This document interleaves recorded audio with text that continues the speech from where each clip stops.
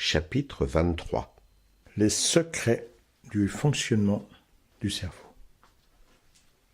Comprendre d'une façon biologique et psychologique comment notre cerveau fonctionne est une clé pour avancer en même temps sur la spiritualité, sur l'évolution d'une personne, mais en même temps en respectant les règles de la biologie. Il y a des choses que je ne peux pas nier.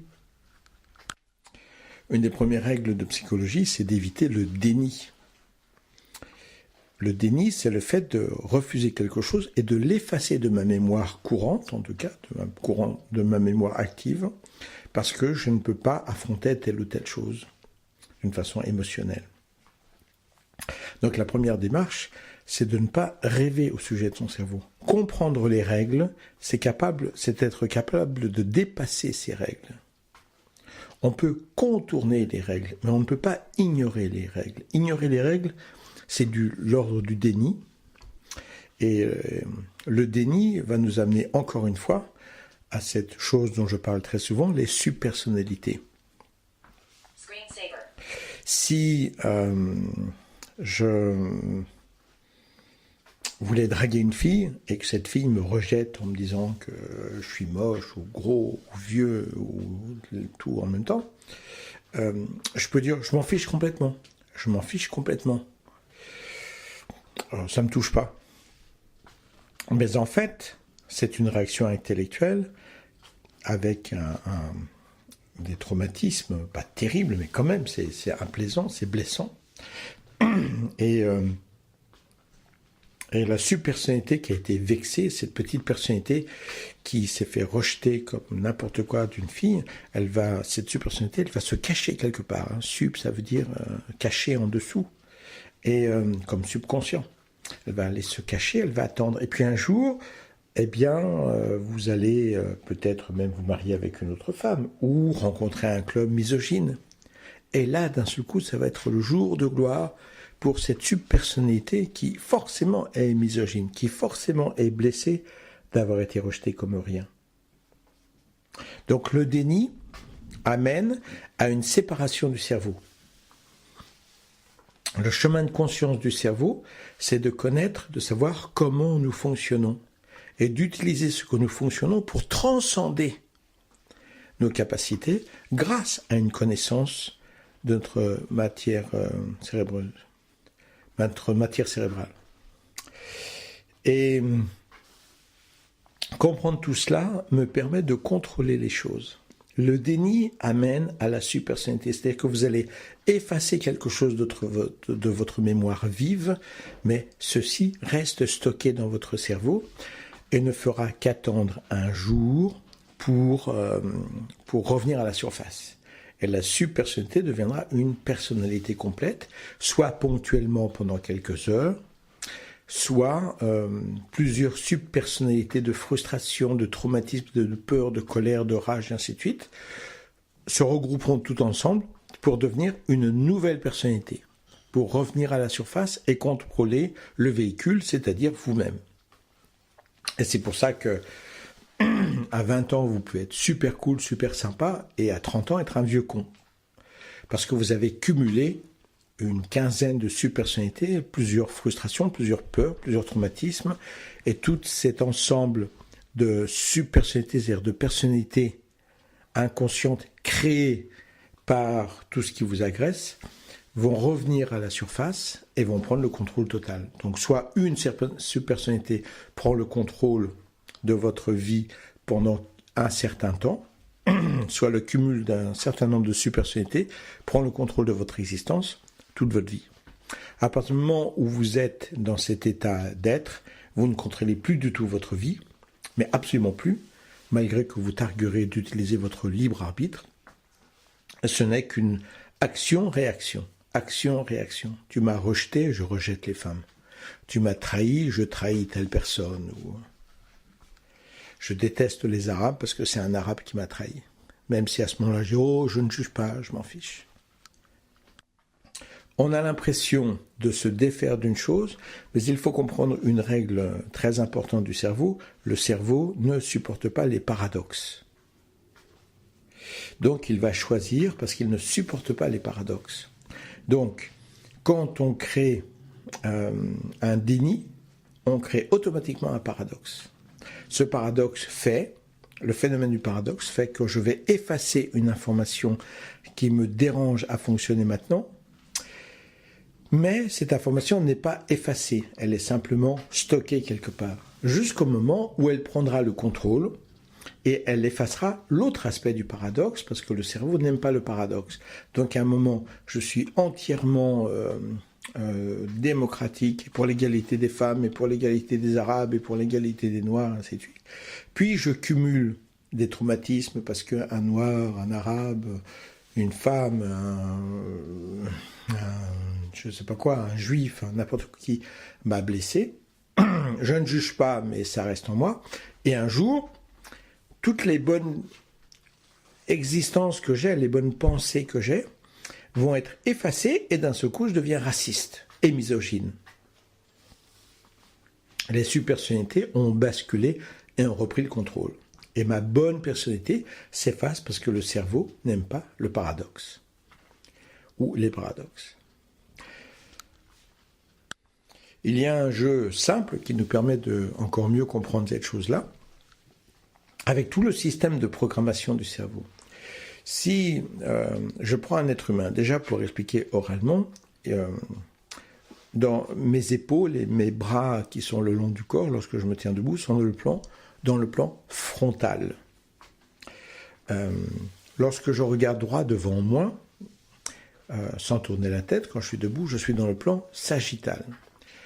Il y a l'os frontal et derrière vous avez le pariétal avec la suture sagittale, parce qu'elle est, vous pouvez toucher votre crâne, c'est une ligne droite qui va de l'arrière en avant. Une ligne droite. C'est pour ça qu'on appelle le sagittaire, parce qu'il tire une flèche dans le plan sagittal. Alors si j'ai le plan sagittal et le plan frontal, il y a 90% de différence entre les deux plans, à 45 degrés entre les plans, on aura donc le demi-plan sagittal frontal. Et là, je vais prendre un miroir que je vais poser sur l'arête de mon nez et je vais tourner ce miroir sur l'œil gauche ou sur l'œil droit à 45 degrés, donc dans un demi-plan frontal sagittal. Et grâce à cette position, je vais avoir mon œil droit, par exemple, qui va voir devant moi, dans le plan sagittal, mais mon œil gauche, à cause du miroir à 45 degrés devant mon œil, qui va voir sur le côté, dans le plan frontal. Donc je regarde devant moi une personne, mais à gauche, je vois une autre personne. Et si je regarde comme ça, mon cerveau n'aime pas cette situation. Parce que je vois une personne devant moi, une personne sur le côté, je vois deux situations. Il y a deux visions différentes qui arrivent dans mon cerveau au même moment. Et le cerveau n'aime pas ça. Il va réagir d'une telle façon qu'en très peu de temps, la personne sur le côté, qui paraît moins importante, surtout si elle est éloignée à 2, 3, 4 mètres, mon cerveau va l'effacer. C'est-à-dire que avec les yeux ouverts, je vais voir ce que je vois normalement devant moi avec l'œil droit, et mon cerveau va totalement effacer les informations de l'œil gauche. Le cerveau a ce pouvoir-là, il n'aime pas les paradoxes, donc il va effacer cette personne. Puis à un moment, vous allez demander à cette personne de bouger. Et si cette personne se met à bouger, d'un seul coup, la personne qui est devant vous, vous ne la verrez plus. Vous ne verrez plus que l'œil gauche, que voit l'œil gauche, c'est-à-dire la personne sur le côté, parce qu'elle est en train de bouger, elle attire votre attention. Donc vous allez maintenant voir ce que vous voyez avec l'œil gauche, et l'œil droit ne verra plus rien. Je ne suis pas en train de parler de fermer les yeux. Le cerveau refuse, ou dénie, si vous préférez, d'une certaine façon, nie et dénie la vue qui va aller en addition de l'autre vue et qui crée donc un paradoxe pour le cerveau. Le cerveau n'aime pas ça et il va effacer la personne.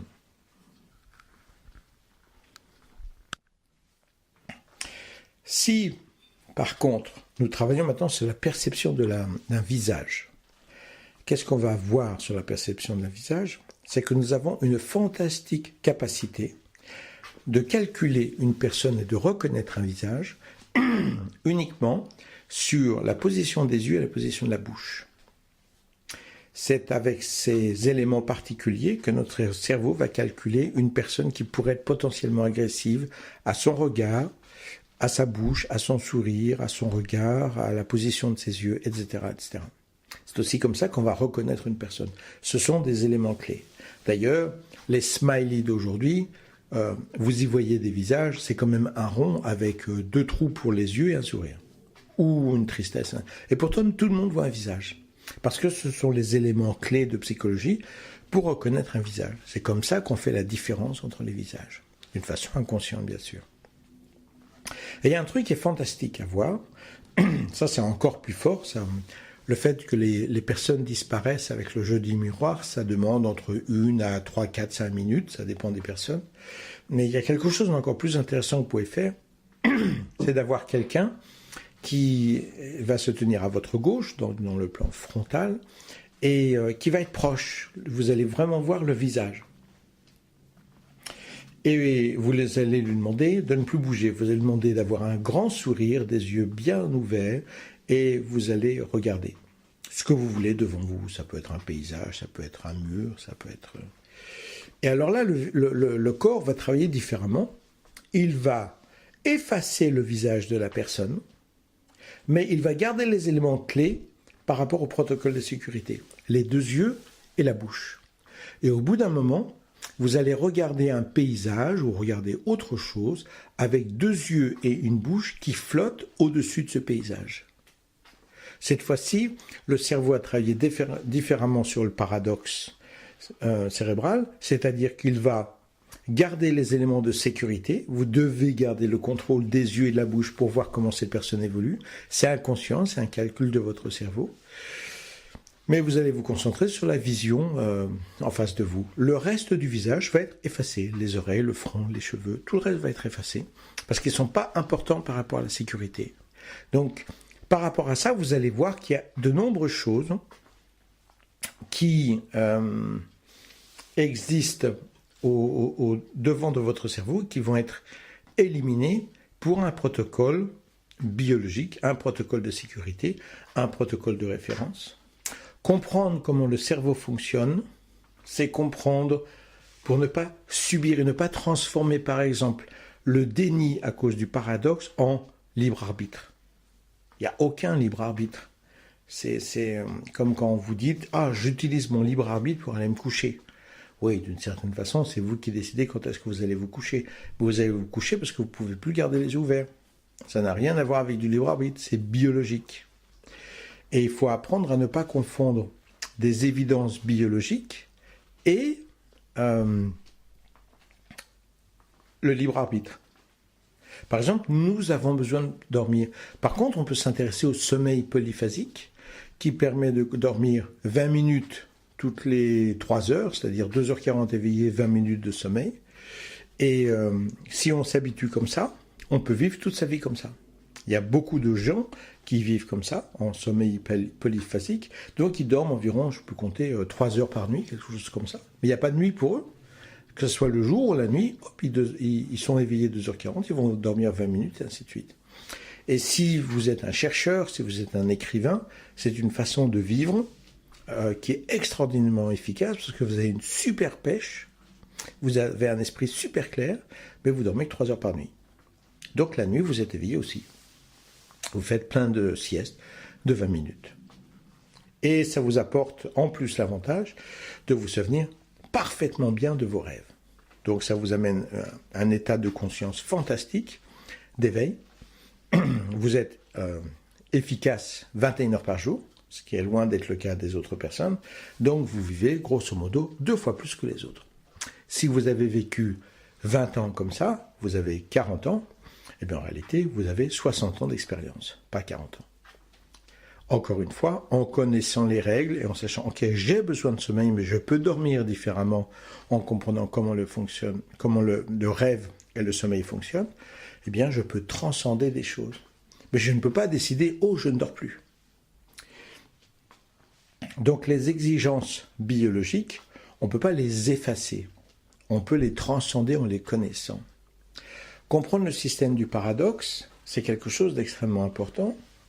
Parce que on peut par exemple, comprendre, je vais essayer de vous donner un exemple différent. Imaginons que j'ai une copine et que ma copine et moi, notre vie sexuelle est merveilleuse, fantastique. On a des fantasmes, des orgasmes et des fantasmes toute la journée. C'est fantastique. Mais des orgasmes divins. Mais je vis dans une société où l'orgasme est nié. Ça n'existe pas. Voilà, l'orgasme n'existe pas, c'est un mensonge. C'est ce qu'on dit, mais moi je rigole parce que je suis avec ma copine et je sais que j'en ai plein des orgasmes. Hein. Et puis un jour, ma copine part. Elle me quitte, quelle que soit la raison. Et je vais beaucoup souffrir. Je vais me souvenir de tout ce que j'ai vécu avec elle, avec mes amis qui me disent « Mais non, c'est pas vrai, les orgasmes n'existent pas. C'est un mensonge, tu l'as inventé. » Au début, vous allez sourire. Et nous savons qu'après un bon matraquage, après 2 ans, vous aurez totalement effacé les souvenirs des orgasmes. Malgré que ça a été dans votre corps, que vous sentiez votre ventre se contracter, le plaisir, vos orteils se contracter, tout ça va être effacé de façon à vous mettre en alignement avec la société. Si je suis entouré par des gens qui vont nier quelque chose, je finirai par l'effacer totalement. Un exemple encore plus simple, hein, c'est encore une fois votre copine que vous aimez tant. Elle est super cool, elle est merveilleuse, elle a changé certaines de vos idées. Et vous avez fait pareil avec elle, c'est normal, c'est la vie interactive, intellectuelle de couple. Mais, un jour, elle vous quitte. Peut-être avec votre meilleur copain, comme ça arrive très souvent. Et d'un seul coup, vous changez complètement le profil. Et vous la critiquez, vous la détestez. Cette fille que vous aimiez, cette fille que vous adoriez, cette fille à qui vous pouviez lécher le sexe, à qui vous pouviez écouter des choses pendant des heures et des heures, d'un seul coup, ça devient la dernière des dernières. Alors vous allez dire, oui, mais ça c'est une réaction de colère. Non, parce que dans environ 2 ans, vous aurez totalement oublié votre amour. Cet amour qui vous ferait tout faire, qui vous ferait mourir si elle mourait dans un accident de voiture. Cet amour, après suffisamment de temps de déni, vous l'aurez totalement, complètement effacé. Mais évidemment, encore une fois, uniquement effacé de la mémoire vive. Alors, une façon d'être plus équilibré, c'est de se souvenir que les gens sont instables, que leur cerveau n'est pas du tout géré. Donc la Corinne qui m'a transporté de joie, de bonheur, d'enthousiasme, elle restera ma copine pour toujours. À un moment, la Corinne traître qui a rencontré mon copain, qui a commencé à mentir, à voler de l'argent, à manipuler ainsi, c'est plus la même Corinne. Et cette Corinne-là, oui, je peux la rejeter, la condamner. Mais l'amour et le bonheur que j'ai vécu avec la Corinne merveilleuse qui était ma copine, c'est une Corinne qui m'appartient et qui appartient à mes émotions et à mes mémoires pour toujours. Elle fait de ma vie une vie supérieure. Non pas que Corinne m'appartienne, mais Corinne d'amour m'appartient. Elle fait partie de ma richesse personnelle. Pour toujours. Cela fait partie de vous. Pour toujours. De la même façon, c'est ce qui arrive lorsque j'en parlais dans le dernier chapitre par rapport aux gens qui ont vécu une NDE ou une EMI. C'est la même chose, français ou anglais. Une expérience de mort rapprochée. Ils ont vécu une expérience mystique merveilleuse. Ils ont vécu une révélation de lumière merveilleuse. Ça a transcendé leur existence. Je me souviens d'une dame qui disait « Les gens ont peur de mourir parce qu'ils ont peur de s'endormir. » Or, ils ont tort, c'est ici que l'on dort. Quand on meurt, on s'éveille. Donc, cette femme va s'éveiller au moment de sa mort, si je puis dire, parce qu'elle va découvrir la lumière, la spiritualité, ce bain d'amour fantastique, cette prise de conscience fantastique. Seulement, voilà, être comme ça, c'est un protocole de rejet dans la société. Parce que les gens ne sont pas comme ça. Donc vous serez entouré par des gens, ouais, bah, c'est peut-être ce que tu as cru, tu l'as rêvé, tu as lu trop de livres, tu as peur de la mort. Ils vont vous faire toute une psychanalyse de dessous. Et à force d'être entouré par des gens comme ça, comme pour l'orgasme, au bout d'un moment, vous aurez oublié. Pourquoi est-ce que vous allez oublier? Parce que vous ne pouvez pas dire, par exemple, à votre copine, j'ai aimé une salope. En fait, vous ne comprenez pas, vous avez aimé un être divin, merveilleux. Et à un moment, pour une raison quelle qu'elle soit, à cause de vous ou à cause d'elle, elle a changé. Vous ne pouvez pas dire, j'ai connu la lumière merveilleuse dans les NDE, mais je veux avoir des amis, je veux être reconnu dans la société, je veux exister. Ah ben non, parce que soit tu as vécu une NDE merveilleuse, tu es complètement mystique et christique, mais tu n'as pas d'amis. Soit tu as des amis, mais on nie ton état NDE. Donc il va falloir choisir. Et comme la NDE c'est arrivé à un moment et ça ne revient pas, tandis que les amis sont là tous les jours, ou les tentatives d'amis sont là tous les jours, la solitude est là tous les jours, au bout d'un moment, je vais effacer, au bout de 2 ans, je vais effacer la mémoire des NDE, je vais effacer la mémoire des orgasmes, je vais effacer la mémoire d'avoir eu un bonheur fantastique avec Corinne ou Christine ou qui vous voulez. Et comme ça, vous revenez à une certaine paix évidemment paradoxale. Parce que votre mémoire vive vous dit une chose, mais la mémoire inconsciente vous dit totalement autre chose. Le procédé de la spiritualité, c'est d'avoir un cerveau uni. C'est d'avoir une compréhension globale unie. Je peux dire clairement, j'ai divinement aimé et j'aime encore Corinne, mais la Corinne qui est devenue la Corinne d'aujourd'hui est mon ennemie et je la rejette totalement et je la juge négative. Mais j'aime profondément la Corinne de mon amour pour toujours. Et aimer une fille, puis en aimer une autre, puis en aimer une autre, ou un homme, c'est pas du tout paradoxal.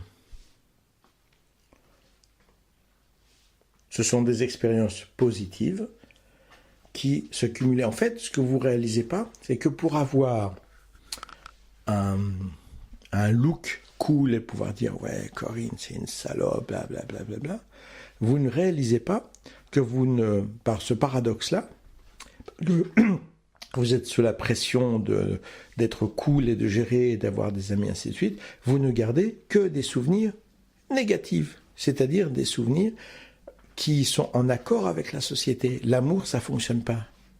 Ça ne dure pas longtemps. Eh ouais, ce sont toutes des salopes. Et on est reparti. Parce que la société est négative, vous n'êtes même pas autorisé à vous souvenir des choses positives. Vous n'êtes autorisé à vous souvenir que des choses négatives. C'est extraordinaire de voir ça.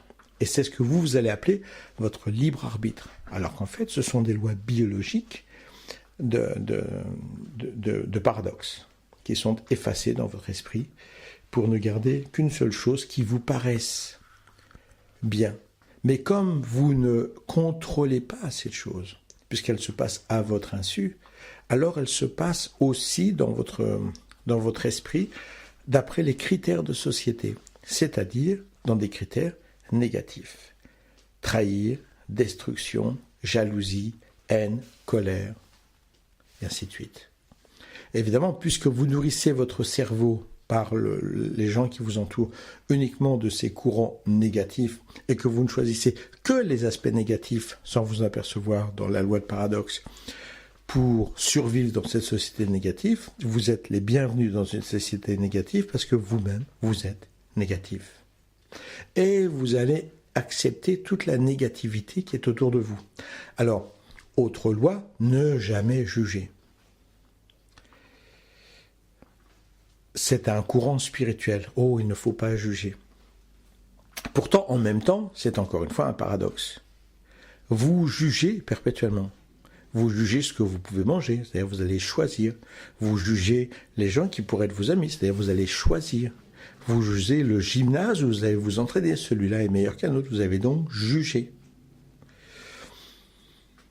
Donc, le jugement tel qu'il est présenté en vous disant « je ne dois pas juger », veut dire autre chose.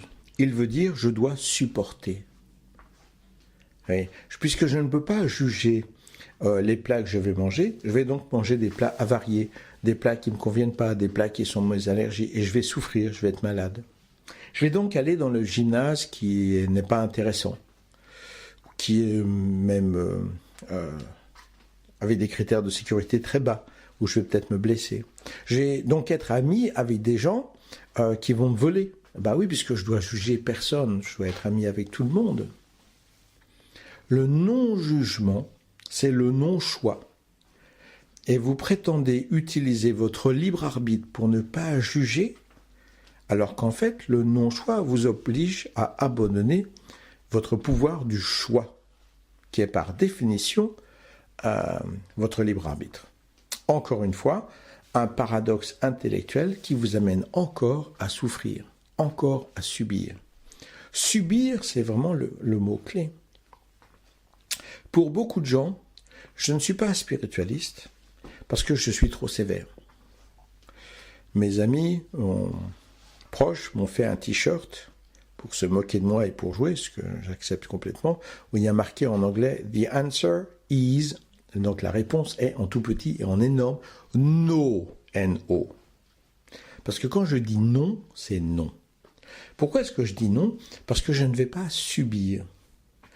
Si je subis quelque chose, je le prends, je l'avale.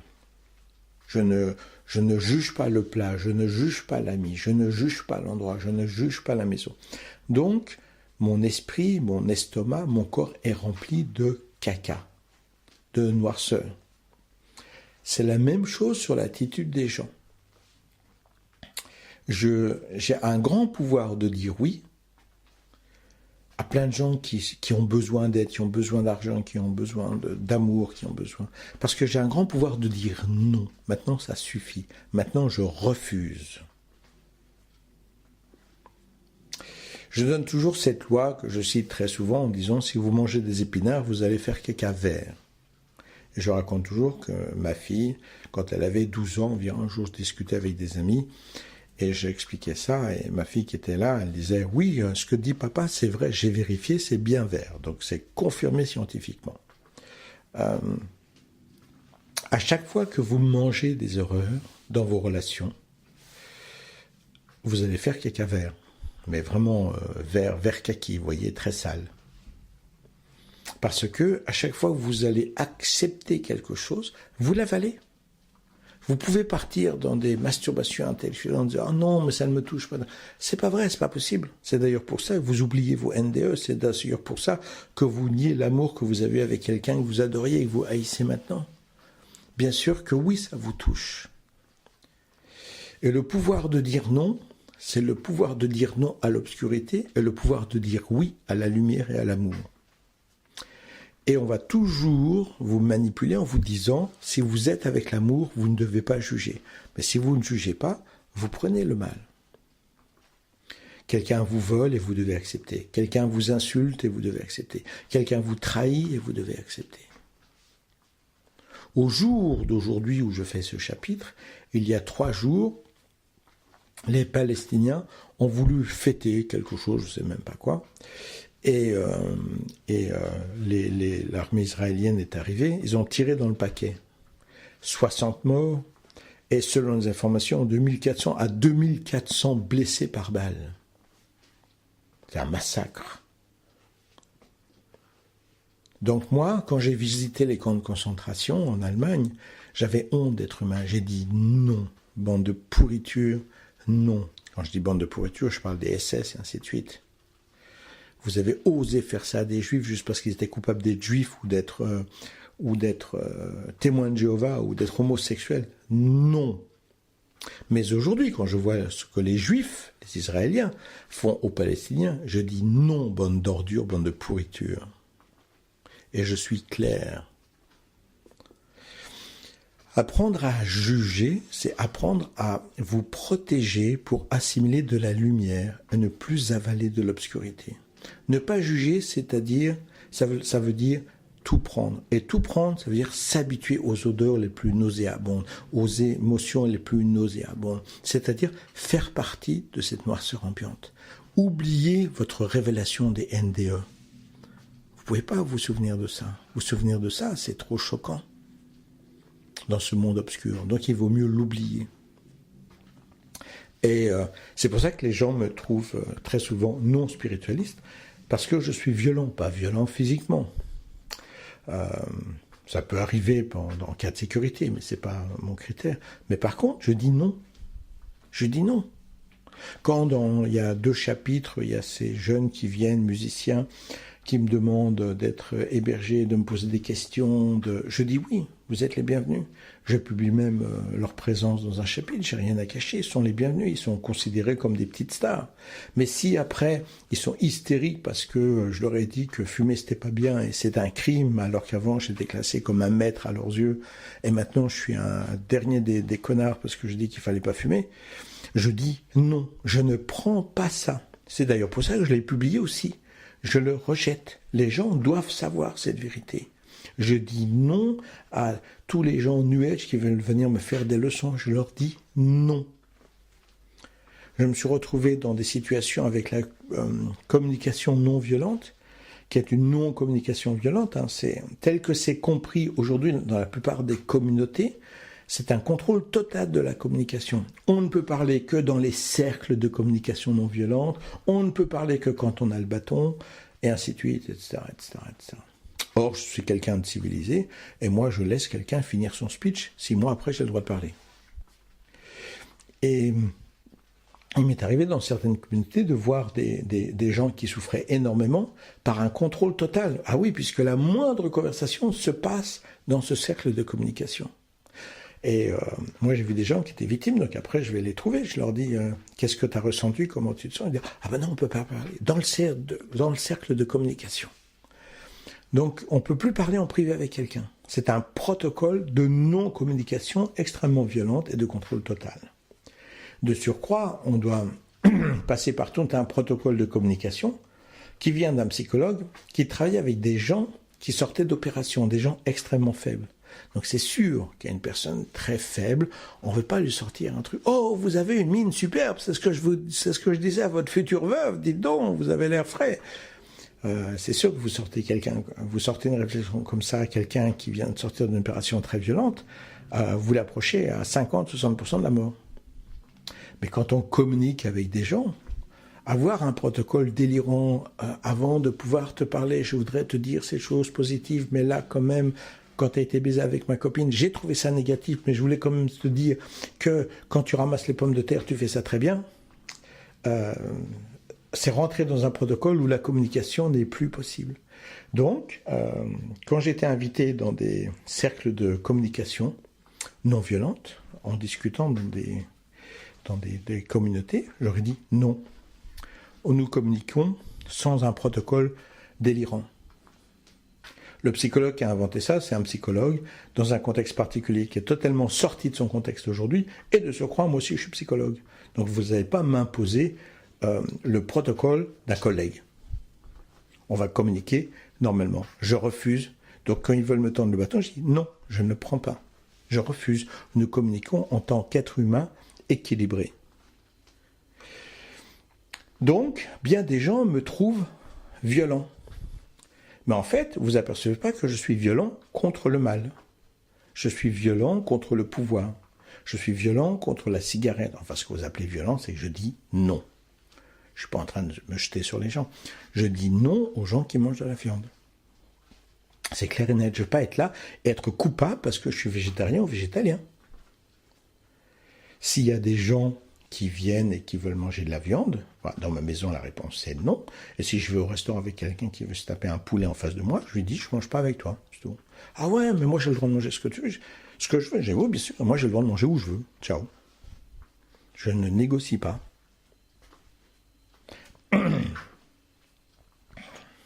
Et ne pas négocier, c'est nécessaire aujourd'hui dans ce monde d'obscurité. Vous devez comprendre que si vous ne développez pas votre esprit guerrier contre le mal, vous devrez développer votre esprit de soumission envers le mal. Maintenant, si vous vivez dans une société parfaite, sur une île merveilleuse, avec des palmiers, la mer, tout le monde est en dehors, on joue de la musique, on a plein à manger, on n'a pas besoin de travailler beaucoup, on n'a plus besoin de tout ça. On peut être ouvert à tout. Parce que là, les gens seraient très positifs, mais c'est plus le cas aujourd'hui. Encore une fois, quand j'entends les informations aujourd'hui, où on me parle du massacre des Israéliens sur les Palestiniens, entre le football et le mariage du prince William, et ainsi de suite, c'est une honte. C'est une honte. Et à ceci, je dis non. Je refuse. Et il y a des gens qui m'envoient des lettres, par exemple, sur mon canal pour m'expliquer que j'ai tort parce que la violence, elle est en moi et pas à l'extérieur. Donc, vous voyez, c'est parce que j'étais en colère qu'il y a 2000 personnes qui ont été blessées et 60 morts en Palestine. C'est moi. C'est parce que j'ai mal dormi. Non, quel que soit mon état, cet état de choses-là, ça existe, c'est comme ça. Et à ceci, je dis non. Les gens qui sont là et qui disent non, mais ça n'existe pas vraiment, c'est un reflet intérieur. Je commence à lire une lettre comme ça, je lis une demi-page, une page maximum. L'autre fois, il n'y a pas longtemps, j'ai reçu une lettre de 4 pages, après je m'arrête. Je ne continue pas à avaler ce vomi. J'essaye de lire un petit peu pour voir. Des fois, je saute une page, je dis bon alors, allez, 3 pages plus loin, on en est. Même chose, hop, ça y est, terminé. Je ne prends pas le vomi de fou délirant. Ma réponse, c'est non. Et vous, dans cette société, vous allez entendre que je dis non. Or, vous devriez entendre que je dis oui à la lumière. Par conséquent, je dis non à l'obscurité. Je dis non à la médiocrité, à la lâcheté. C'est une façon de se protéger. Et je comprends que ce soit très difficile pour vous tous d'entendre ça, parce que vous êtes éduqués à ne pas juger et donc à accepter toute forme d'obscurité. Oh, c'est son chemin, c'est son karma, ça ne m'appartient pas de réagir. Mais quand vous ne réagissez pas, vous l'avalez, c'est devant vous, et vous avalez ça. Et quand vous avalez, même la loi a dit non-assistance à personne en danger. Donc ici, c'est non-assistance à personne en danger d'obscurité, vous-même ou les autres. Mais aujourd'hui, la spiritualité, le New Age, auquel je dis non aussi parce que c'est un courant diabolique, le New Age vous a dit il ne faut pas juger. Acceptez tout. Subissez, soumettez-vous. Inclinez-vous. Le monde meurt.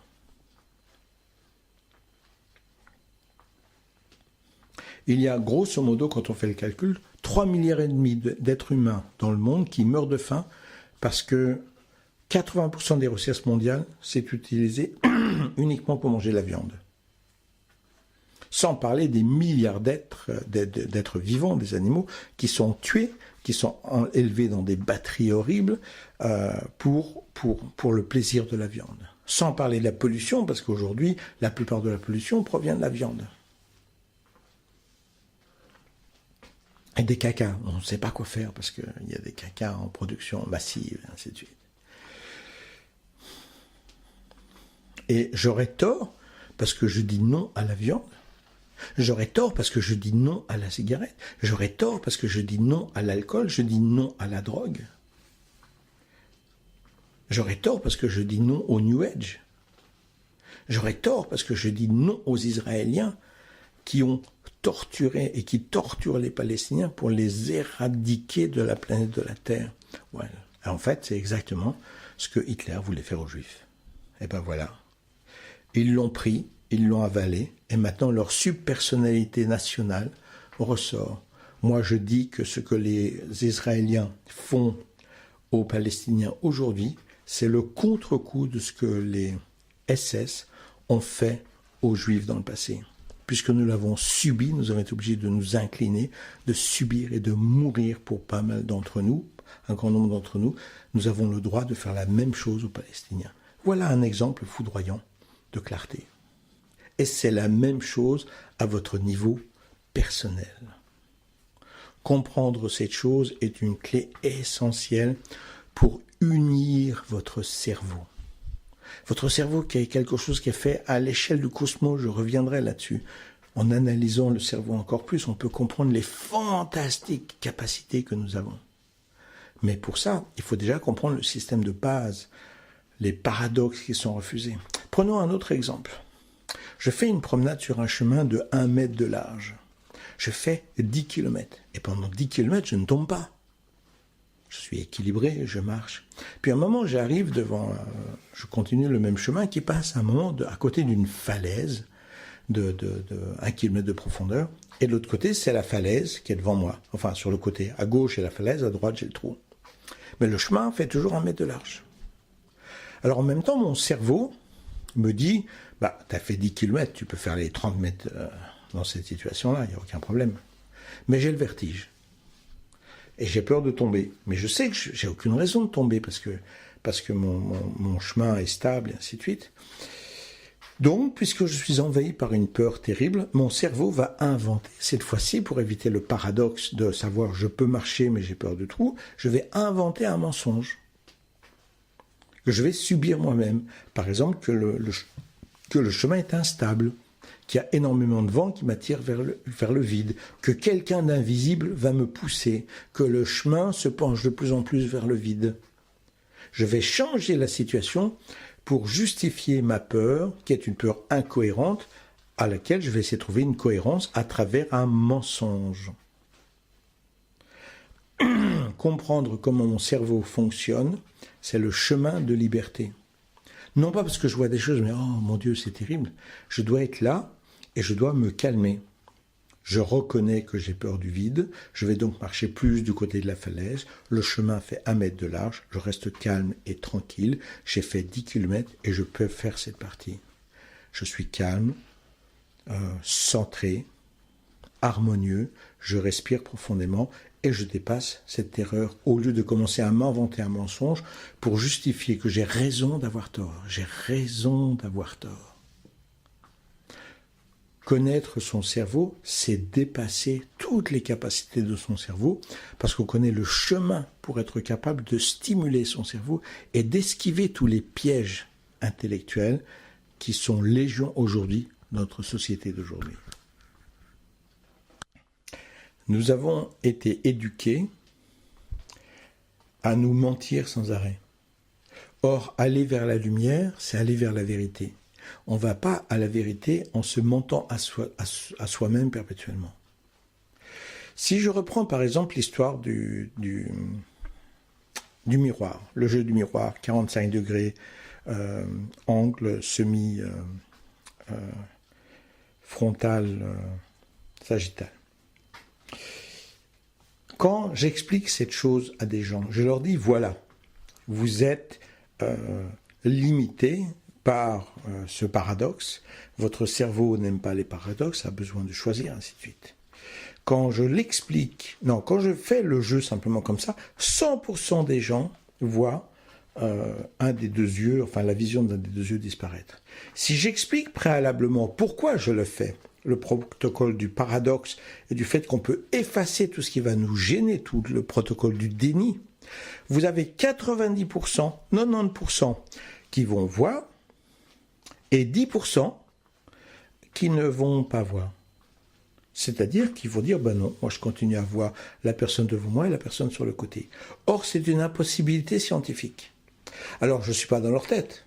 Peut-être qu'ils sont tellement stressés et contractés par rapport à cette révélation du déni et de l'élimination de toute chose qui nous dérange, que effectivement, ils continuent à voir. Peut-être qu'ils inventent qu'ils voient parce qu'ils bougent les yeux d'une certaine façon, ils trouvent un truc pour continuer à voir les deux côtés. Le fait est que le fait qu'ils continuent à voir n'est pas du tout la preuve que le paradoxe n'existe pas.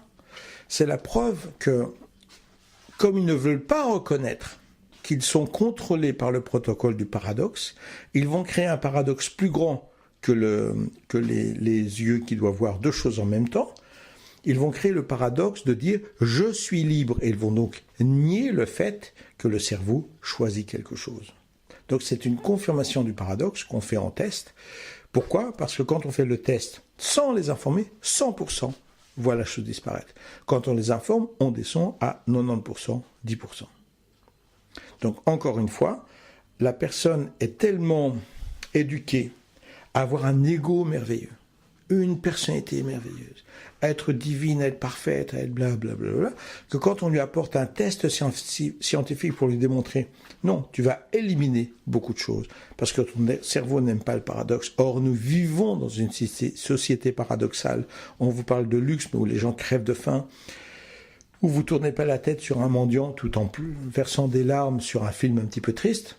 C'est une société paradoxale où vous êtes obligé, pour survivre dans ce monde obscur, d'assimiler l'obscurité en choisissant ce qu'il y a de plus sûr. J'ai eu encore une cliente aujourd'hui qui me parlait de choix très paradoxal qu'elle avait. Elle a d'abord choisi une chose, puis elle a choisi complètement le contraire. Et je lui dis, mais qu'est-ce qui t'a fait progresser d'un choix vers l'autre d'une façon si radicale, alors qu'avant tu voulais rien entendre? Elle me dit, c'est pas difficile, j'ai choisi le plus facile. Puis après, je me suis aperçu que le plus facile, c'est pas un bon choix. Donc maintenant, je choisis le plus difficile parce que c'est un bon choix. Eh bien, ça résume bien l'histoire humaine. Vous êtes éduqués dans un choix de facilité. Nous ne voulons pas travailler. Nous ne voulons pas nous forcer. Je ne veux pas me forcer à m'arrêter de fumer. Je ne veux pas me forcer à me concentrer. Je ne veux pas me forcer à faire des méditations au lever de soleil. Je ne veux pas me forcer à me concentrer.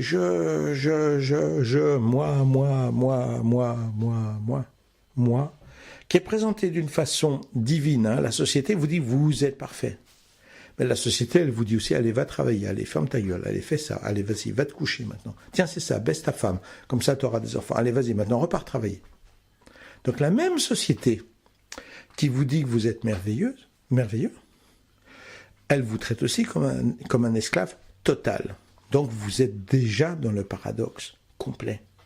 À un moment, il faut quitter ce chemin pour aller vers un chemin de vérité. Mais ce chemin de vérité, c'est un chemin spartiate.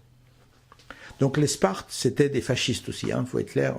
Si vous regardez l'autre société, c'est une société vraiment fasciste. Mais c'était au moins une société efficace. La seule ville de Grèce qui n'avait pas de mur, parce que personne n'osait s'approcher des Spartes. Tellement ils étaient puissants et efficaces. Donc fascistes, certes, mais clairs. Ils avaient le pouvoir de dire non. Il y a cette fait historique, hein, ça ne vient pas d'un film, où il y a un historien qui parle des Spartes qui vont faire une guerre dans une ville, quelle qu'elle soit, j'ai oublié, en Grèce. Et les Spartes, ils sont allongés sur la plage, ils se détendent, et ainsi de suite, cool, relax. Il va y avoir une bataille, mais ils s'en fichent complètement. Et puis, à un moment, il y a l'autre armée qui arrive. Alors, ils forment une ligne, comme ça, même protocole, avec des lances, des boucliers. Et ils sont forts et puissants. Et ils créent une ligne. Alors, les Spartes se lèvent et font la même chose, ils créent une ligne en face.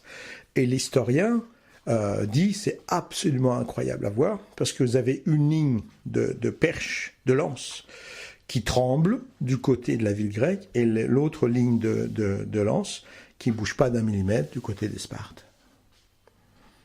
Parce que eux, quand ils ont décidé de se battre, ils se battent. En ceci, je suis spartiate. Quand je dis non, c'est non. Et quand je dis oui, c'est oui. Et même si je dois prendre des risques, même si je dois aller de l'autre côté du monde pour aider quelqu'un, je le ferai. Même si je dois prendre des risques insensés pour défendre une cause, je le ferai. Et si je dois mourir pour défendre une cause, il n'y a aucun problème. J'aime beaucoup l'image de Gladiateur, qui meurt à la fin du film pour une cause, pour sauver Rome, pour sauver un gamin, pour sauver la mère du gamin, et ainsi de suite. Et quand il meurt, il se voit repartir vers sa famille qui a été tuée. Et après, il y a cette musique. And now we are free. Et maintenant, nous sommes libres. C'est la vérité. Et je ne veux pas vous mentir en vous disant que aller vers la lumière dans cette société d'obscurité où les gens crèvent de faim, où l'argent contrôle tout, et ainsi de suite, c'est facile. C'est facile en votre fort intérieur si vous êtes clair et spartiate. C'est difficile dans le contexte extérieur. Et c'est pourquoi je pousse les gens, unissez-vous. Les gens de valeur, unissez-vous. Rencontrez-vous, soutenez-vous, donnez-vous des trucs, autant intellectuels que prosaïquement, aidez-vous les uns les autres. Parce que le mal cède de toutes parts. S''AI. Tandis que les gens de lumière, ils sont tous isolés. Et vous devez vous unir. Vous devez vous unir. L'obscurité cède de toutes parts, mais vous cédez de l'autre côté, mais pas avec le même orthographe, du verbe céder. accepter. Vous devez comprendre à l'envers, vous unir en vous-même, et quand vous unissez en vous-même, vous voulez vous unir aux gens de qualité et de valeur, pour former une famille puissante, de lumière, de valeurs supérieures, le futur de l'humanité, car si nous ne réagissons pas ainsi, il n'y aura aucun futur dans cette humanité. Vous devez être équilibré, stable, capable, efficace. Il ne s'agit pas, parce que vous êtes spirituel, d'être un rebut de la société. Vous n'allez pas vers une fraternité parce que vous êtes incapable de vivre seul.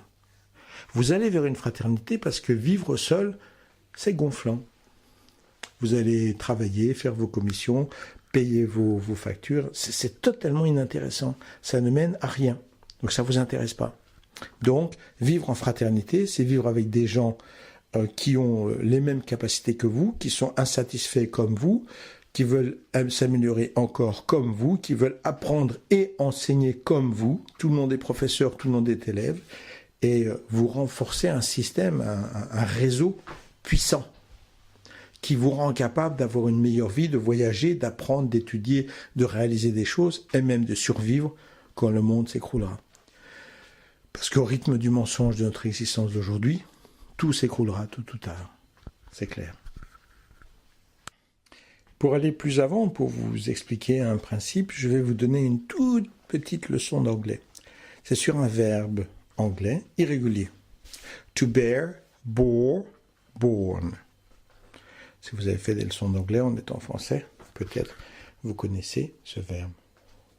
I was born, blablabla. Je suis né, le I was born. En fait, quand on dit ça en anglais, on dit j'ai été porté jusqu'au. C'est l'expression véritable. On ne dit pas je suis né, on dit j'ai été porté. Donc on ne dit pas jusqu'à telle date, mais ça sous-entend ça. J'ai été porté jusqu'au 10 juillet, blablabla. Je suis né le 10 juillet. I was born. Et to bear, c'est donc porter ou supporter. I cannot bear that, je ne peux pas supporter ça. I can't bear it, je ne peux pas le supporter. I can't bear it. Et en fait, vous devez comprendre une chose. Sur ce verbe, on peut vraiment regrouper tout. Soit vous supportez les choses, to bear, vous supportez les choses, ou vous renaissez à une nouvelle vie. To be reborn. Reborn, c'est renaître. Donc, sur le même verbe, soit vous supportez, soit vous renaissez à une vie. Et quand vous renaissez à une vie, c'est une renaissance vers la lumière, vers le pouvoir, vers l'amour, vers la compassion, vers la compréhension. Et pour ça, il faut développer ce pouvoir de dire non pour développer ce pouvoir de dire oui. Oui à l'amour, oui à la lumière, oui à la vérité, oui à la fraternité.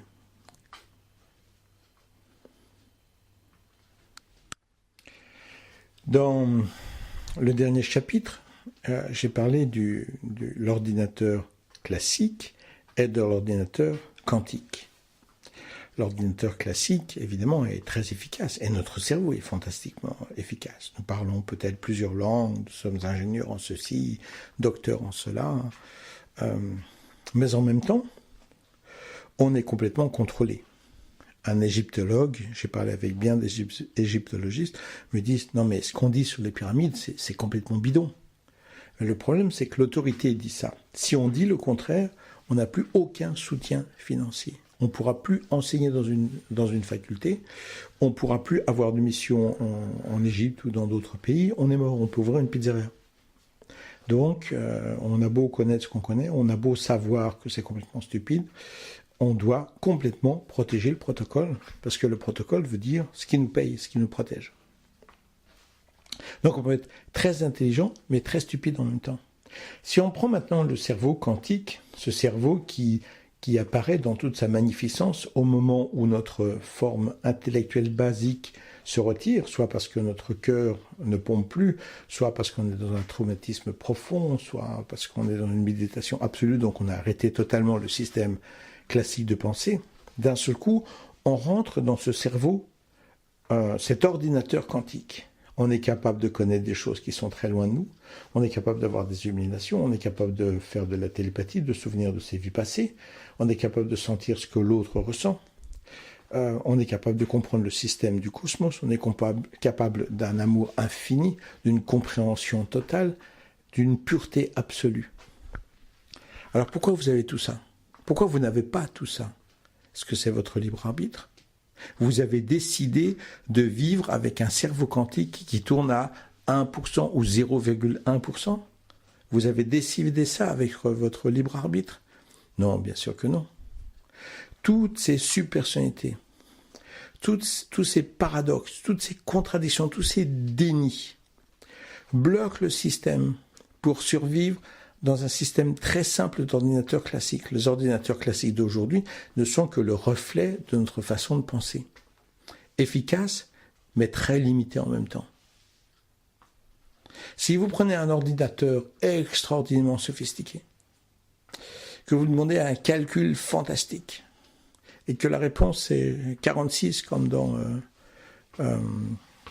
le Hitchhiker of the Galaxy,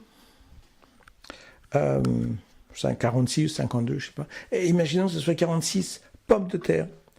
Ben voilà, l'ordinateur, il était capable de faire des calculs cosmiques, mais il n'a pas le programme de base pour écrire pommes de terre. Donc il ne peut pas donner la réponse. Ça, c'est le principe de l'ordinateur de base, qui peut être très efficace, mais en même temps extrêmement, extrêmement limité. Totalement limité. Vous avez donc décidé de vivre sur ce principe ultra limité. Vous avez décidé, avec votre libre arbitre, de ne pas être une personne rayonnante avec un ordinateur quantique capable de tout. Bien sûr que non, vous n'avez pas décidé tout ça. Votre limitation intellectuelle sont les conséquences de toutes ces obscurités que vous avez dû subir et accepter. To bear, to accept, supporter. Si vous aviez le pouvoir de dire non à l'obscurité et le pouvoir de dire oui à la lumière, c'est mon ordinateur qui parle. Tout parle chez moi puisque je suis aveugle, donc j'utilise des choses sonores.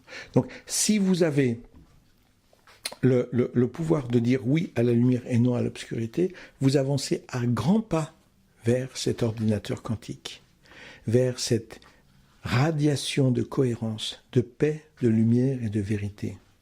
Ces capacités qui vous permettent de comprendre le cosmos, les anges, les extraterrestres.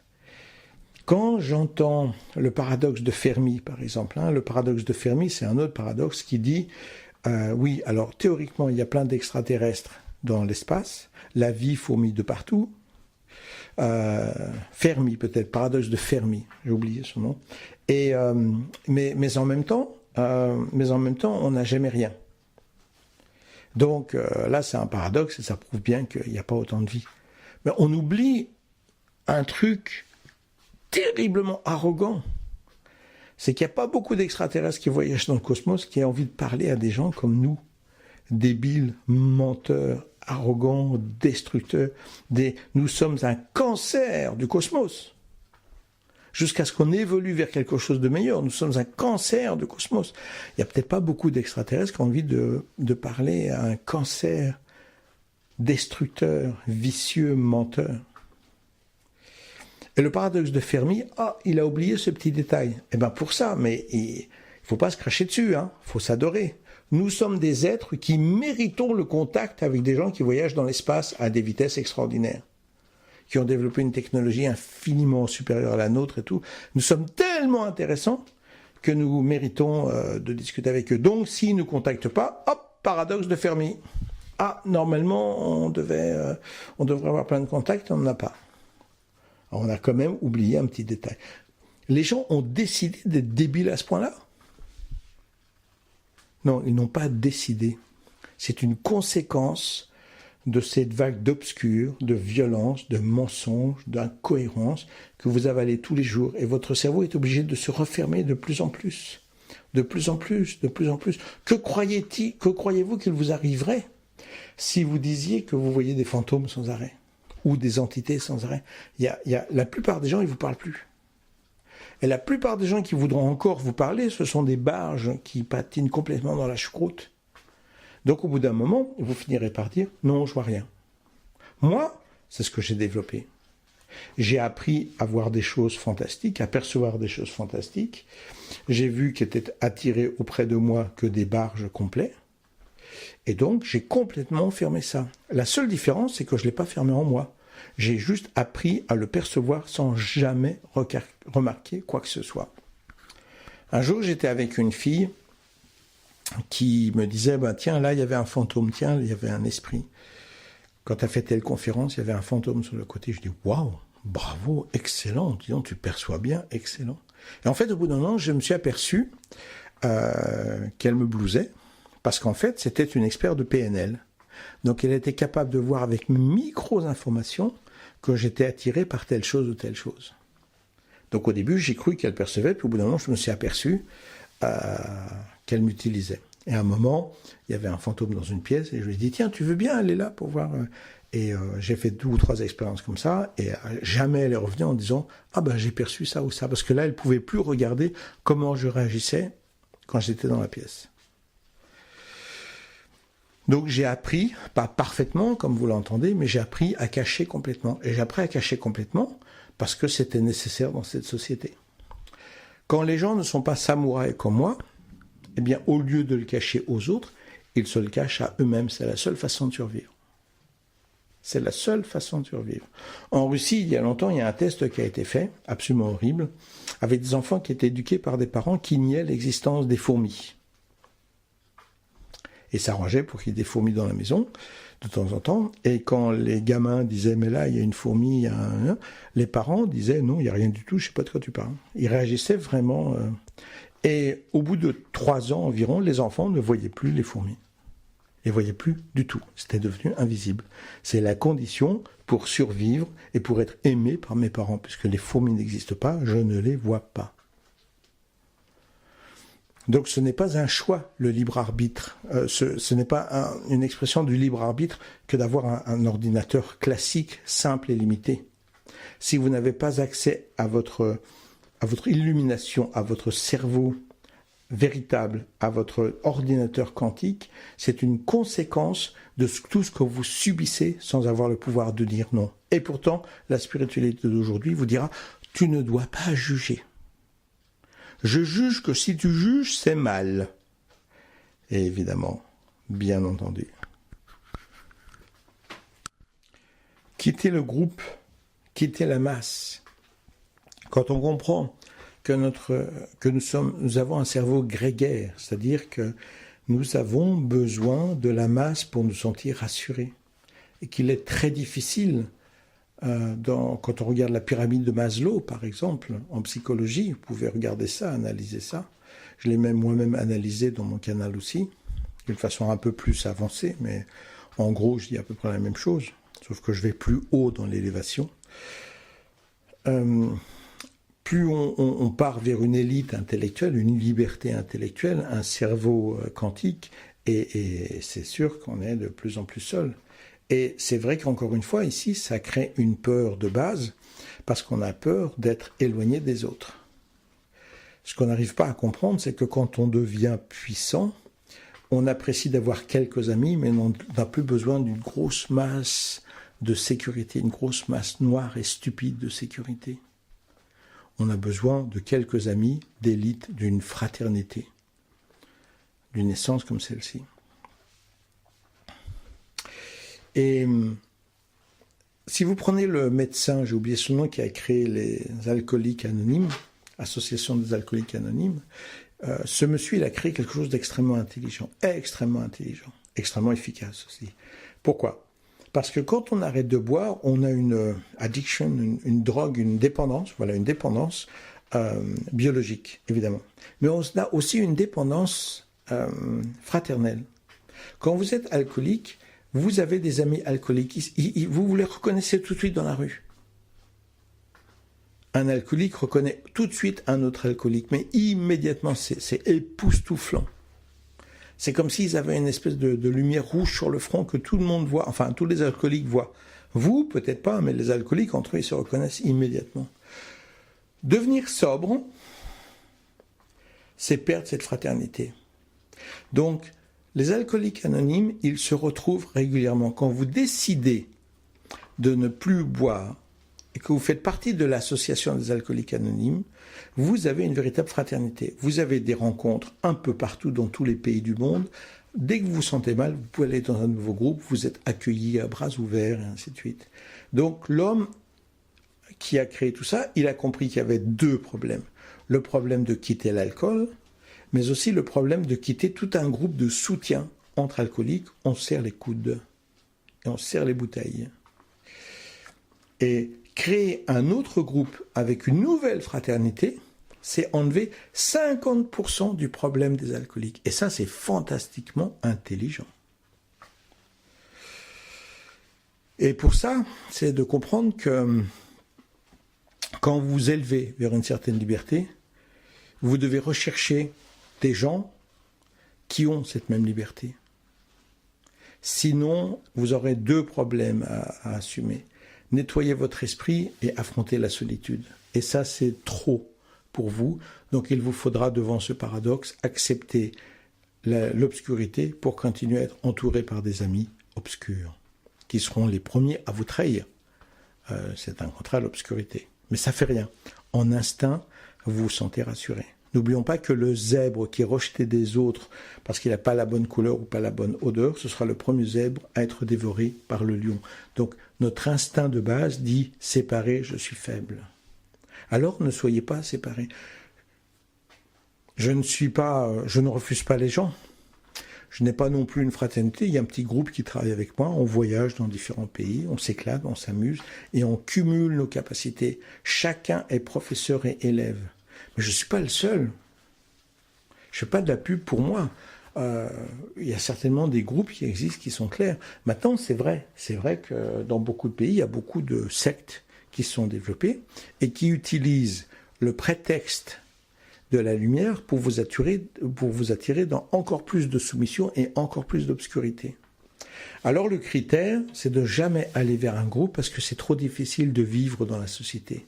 Vous allez vers un groupe parce que vivre dans la société, c'est chiant. Ça ne vous apporte pas grand-chose et vous voulez plus. Et vous n'allez pas vous protéger dans un groupe, vous allez dynamiser ce groupe vous-même avec des gens qui sont dynamiques. Mais si vous avez besoin de quelqu'un pour vous dire quand il faut faire pipi, quand il faut faire caca, quand il faut se moucher, ainsi de suite, alors c'est clair que votre chemin n'est que la conséquence, cette fois-ci, de la soumission de la société qui vous a tellement soumis que vous n'êtes même plus adapté à cette soumission. Alors il faut vous aller dans un groupe qui va vous soumettre encore plus pour vous protéger encore plus. Et ça, c'est dans le chemin de l'obscurité. Soyez dynamique, existez, fiers de vous, soyez cohérents, logiques, humbles. Ah bah oui, quand je fume, c'est pas clair. Ah bah oui, quand je fais ça, c'est pas clair. Ah bah oui, j'avais promis de faire ça, et je l'ai pas fait, je me suis dégonflé, c'est pas clair. Découvrez ce que vous pouvez faire avec force et gloire et sécurité et soyez enthousiastes de toutes les choses que vous pouvez faire et soyez humbles devant vos erreurs. Je prends mes erreurs du passé comme trésor d'évolution pour mon futur.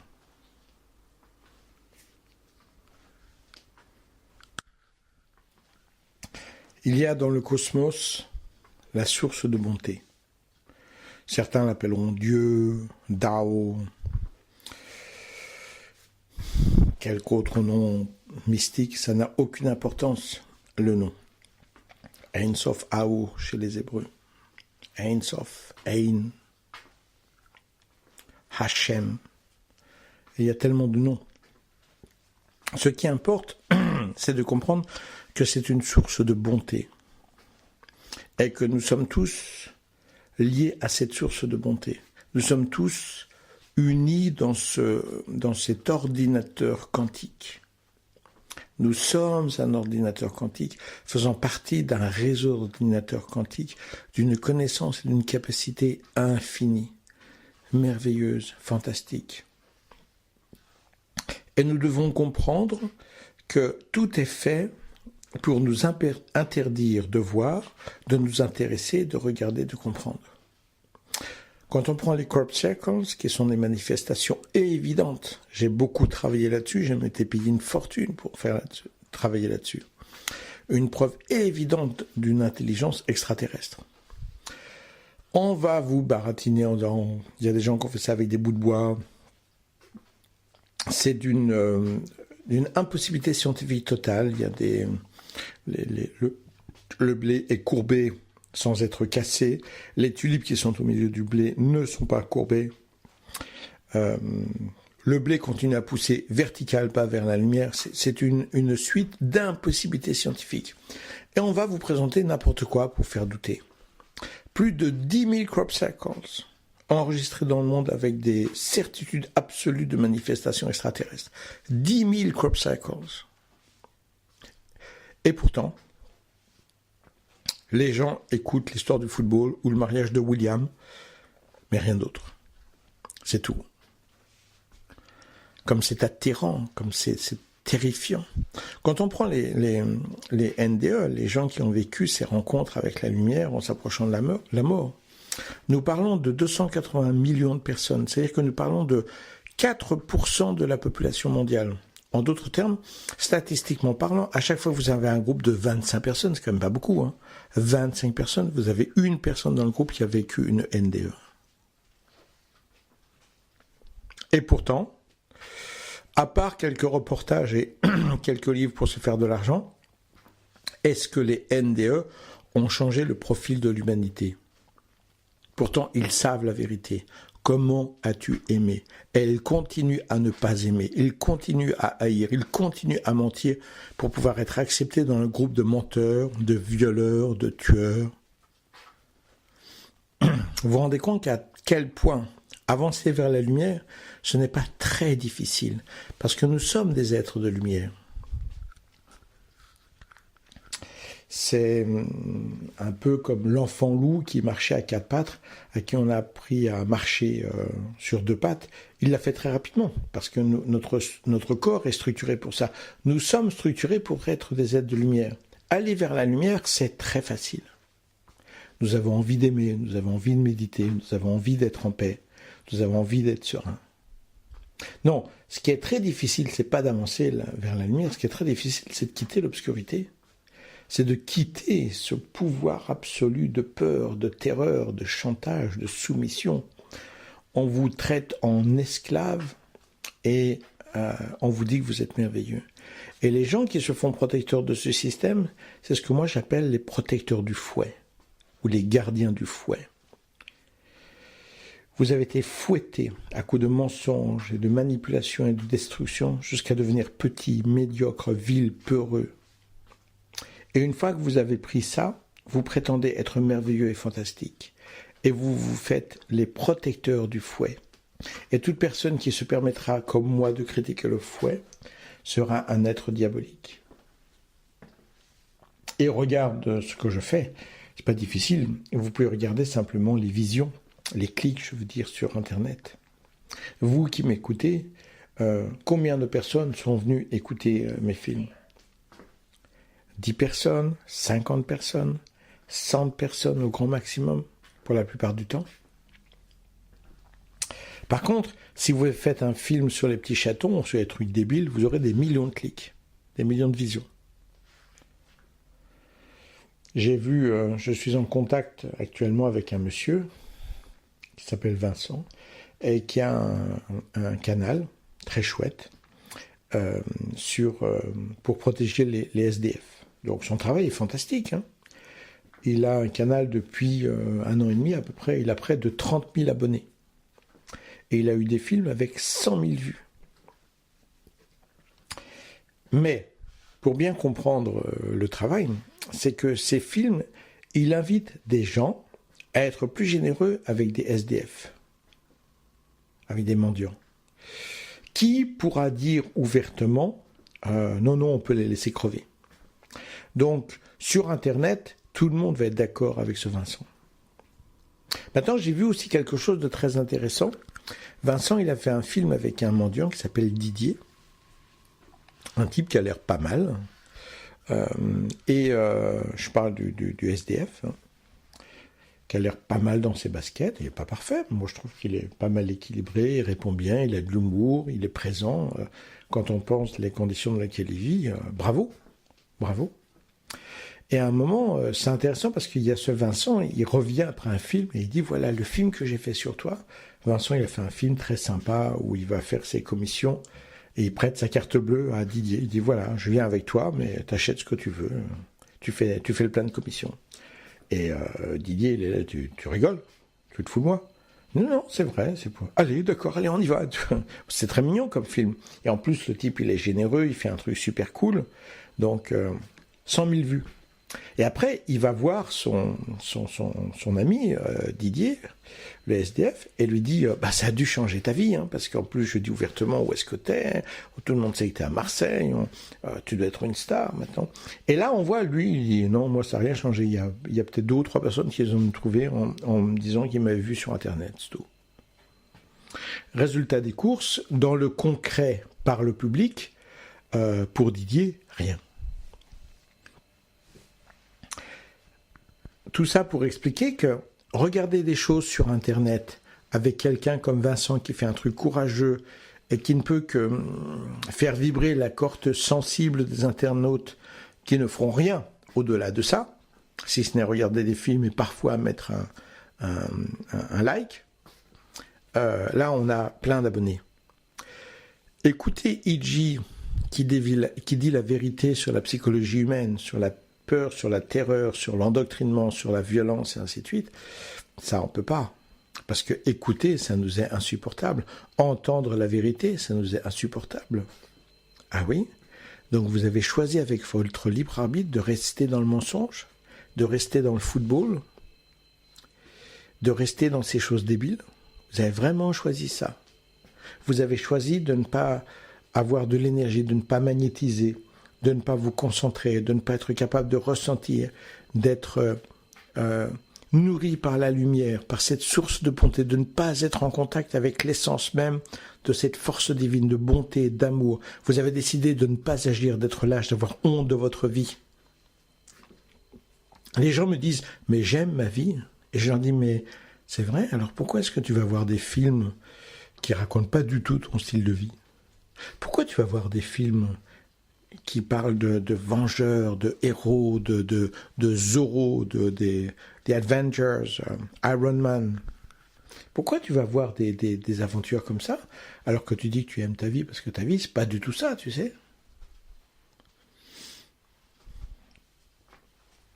Moi, j'aime beaucoup ces films-là, parce que ça me fait rêver. Mais il y a plein de gens qui me disent, Iji, ta vie, t'es un vrai Jedi. T'es un maître Jedi, t'es un espèce de Daredevil qui voit sans les yeux, t'es un super-héros, toi. Alors, je suis peut-être pas aussi super qu'il le pense, mais j'ai une vie qui est à la limite de mes capacités physiques, en voyant pas, je suis quand même un peu limité, dans l'essence même de ce que j'aime aller voir au cinéma, parce que c'est, oui, moi je veux être ça. Moi, je travaille pour ça. Mais comment est-ce que on est content d'une vie médiocre, d'une vie de lâcheté, de faiblesse, de mensonge, de médiocrité, de qu'en dira-t-on, de déni, de refus, de paradoxe, et ainsi de suite. Mais on adore aller voir des films avec des gens qui se battent, qui sont courageux, qui sont forts, et ainsi de suite. Comment vous expliquez tout ça? Moi, je ne comprends pas, là. Et encore une fois, vous découvrez vos paradoxes.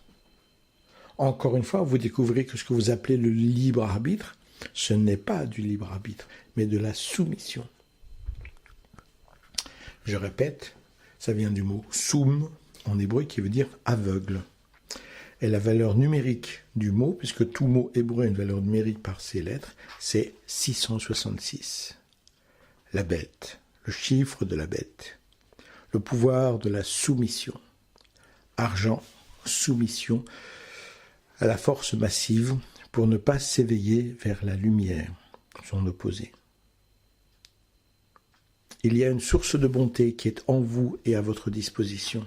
Il y a une source de bonté qui est toute bonté pour vous-même. et qui, une fois qu'elle est en vous, vous transformera en bonté absolue pour les autres. Quand vous êtes en communication avec cette source de bonté, si vous êtes un prétendu médium, que vous pouvez être en contact avec les fantômes, avec les entités trucs, machin et trucs bidules, ces entités, elles vous ont dit aime, protège, dresse-toi contre les mensonges. Si vous êtes médium, vous avez accès aux vérités, les vérités politiques, à ce qui se passe, à la pollution, à ce que fait Monsanto, à ce que font les Israéliens en Israël, à, vous savez encore plus, aux guerres qui se préparent. Donc vous êtes là, et si vous êtes médium, vous êtes un révolutionnaire, vous criez au monde, il faut se dresser, il y a des choses terribles qui se passent. Eh ben non. Vous êtes médium, même si vous êtes capable de percevoir certaines petites choses, vous gardez bien dans votre conditionnement de voir la vérité plus générale. Et on ne verra jamais un médium qui fait un livre sur les révélations du monde, sur ce qui se prépare. Jamais. Si vous êtes en contact avec cette source de bonté, vous êtes un révolutionnaire, vous êtes un protecteur, vous êtes un être aimant. Vous dites la vérité et vous agissez avec gloire et générosité, fraternité et humilité. Vous devenez un Zorro de la vérité. Vous combattez le mal, le mensonge, et vous protégez les faibles et les opprimés, jusqu'à ce qu'eux-mêmes deviennent des Zorros. Développez le protocole du masque de Zorro. Enseignez à d'autres à être des Zorros, à être des V de Vendetta. Enseignez-vous les choses de liberté. Poussez les uns les autres à être vrais, à être honnêtes. Et vous vivrez en paix, et vous mourrez en paix. Quel luxe, quelle gloire, quel avènement pour votre existence. Une unité parfaite qui vous fera vivre dans le même état de conscience, en état de vie ou en état de mort, car en fait, ces états-là ne sont que accessoires et n'ont aucune importance avec ce que vous êtes en essence d'âme. Source de bonté et de lumière et de vérité.